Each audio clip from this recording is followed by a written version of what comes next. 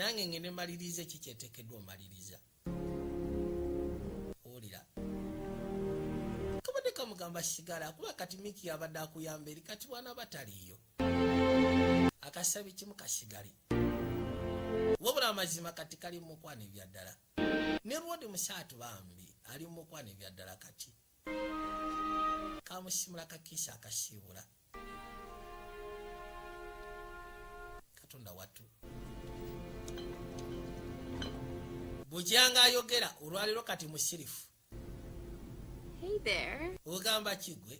It's nice to see you again. Kirungi okuddamu okulaba nateera. Nange bwentyo. Takyalina bigambo. So, can I get you something to drink? Kati nkufunireyo ekyokunywa kyonna kye wandiyagadde. Fine. Ndi fine sina kye njagala. Tulaba nti ayogera. Wabula kati musirifu. The card enough? You can see the astronauts coming home. Bagamba mbu singa wekkaanya mu dinisa awo osobola okulaba astronauts nga bakomawo. Neil Armstrong gasseko ne Buzz Aldrin. Takyalina bigambo, takyalina mboozi ya kulimba. Topher just called to tell me you're free. Tera kubidde essimu n'angamba nti oteereddwa mu kkomera. On the way to the airport. Era ng'ebbaluwa eno mbadde ngivuga ngireete ku airport just in case wena abasikusiikanyewo ogitwale. I miss you already.